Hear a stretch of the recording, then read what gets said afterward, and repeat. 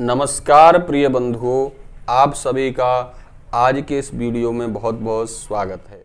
तो चैनल पर नए हैं, चैनल को सब्सक्राइब कर लें, बेल आइकन को प्रेस कर दें, जिससे कि इस चैनल पर आने वाले आगे सभी वीडियो का नोटिफिकेशन आप तक पहुंच जाए।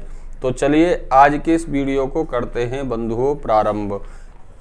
भगवान विष्णु को अत्यंत प्रिय कार्तिक मास का शुभ आरंभ 21 अक्टूबर गुरुवार के दिन हो जाएगा। तो कार्तिक मास में हमें कौन कौन से कृत्य करने चाहिए?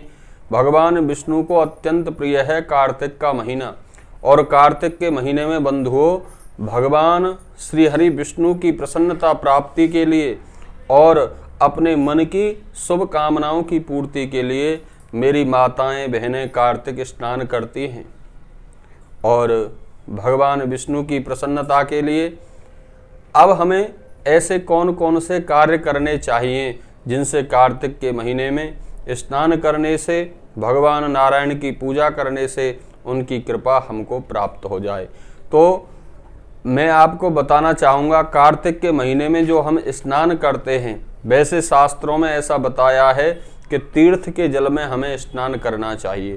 तीर्थ के जल में स्नान करने का बड़ा भारी महत्व है, परंतु अब हम लोग शहरों में रहते हैं या परिस्थिति बस हम तीर्थ स्नान नहीं कर पा रहे हैं, तो हम क्या कर सकते हैं जिससे हमें कार्तिक स्नान करने का पूर्ण फल प्राप्त हो। आप अपने घर में जिस जल से स्नान करते हैं उसी जल में पहले आप थोड़ा सा गंगा जल डालें, बाद में उस बाल्टी में या पात्र में जल डालें स्नान करने के लिए। ऐसा करने से आपको गंगा स्नान का फल ही प्राप्त होगा। और स्नान करते समय ओम श्री गंगा देव्यै नमः, ओम श्री गंगे नमः, इस प्रकार माँ गंगा का स्मरण करते हुए यदि आप स्नान करते हैं तो गंगा मैया आपके घर के जल में, आपके स्नान के जल में आवाहित हो जाती हैं। वही शक्ति उस जल में भी आवाहित हो जाती है। शास्त्रों में ऐसा बताया है बंधुओं कि कार्तिक मास में समस्त वेद, समस्त शास्त्र और समस्त देवी देवता जल के अंदर निवास करते हैं। इसीलिए कार्तिक स्नान का बहुत बड़ा महात्म्य है। कार्तिक के महीने में प्रातः काल ब्रह्म मुहूर्त में अर्थात 4 बजे तक, 4:30-5 बजे तक स्नान करने का बहुत बड़ा महत्व है।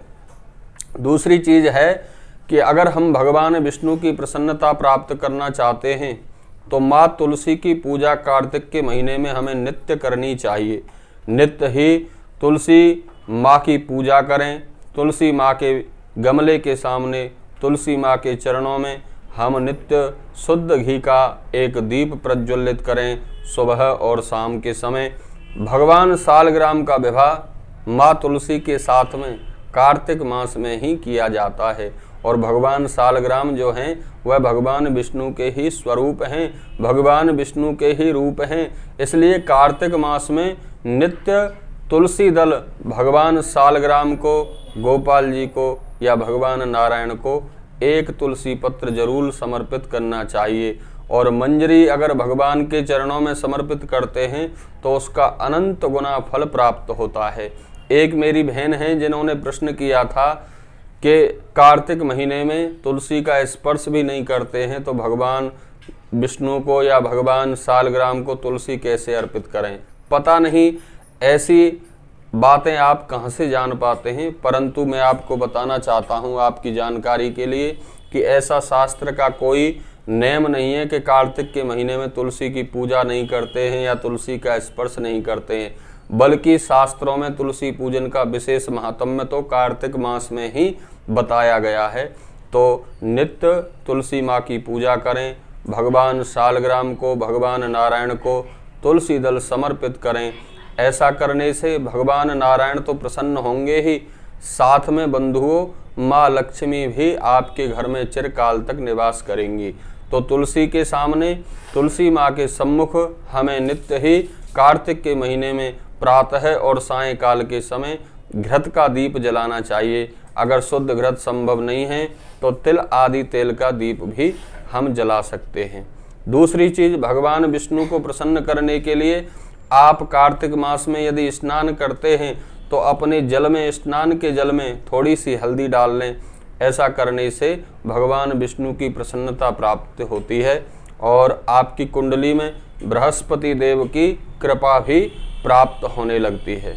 तो इस प्रकार आप कार्तिक स्नान करें।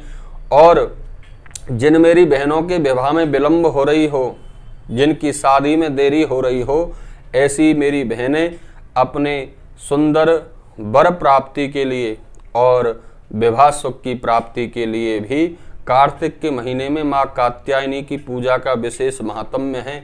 क्योंकि भागवत पुराण के अनुसार भागवत में ऐसा बताया जाता है कि समस्त गोपियां कार्तिक मास में ही भगवान कृष्ण को अपना वर प्राप्त करने के लिए माँ कात्यायनी की पूजा करती थी कार्तिक मास में।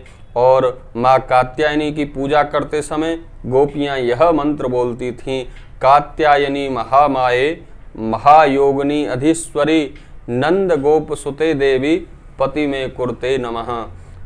मेरी बहनें भी इस मंत्र का प्रयोग कर सकती हैं सुंदर वर प्राप्ति के लिए कार्तिक स्नान करते समय। नमस्कार, प्रणाम, धन्यवाद।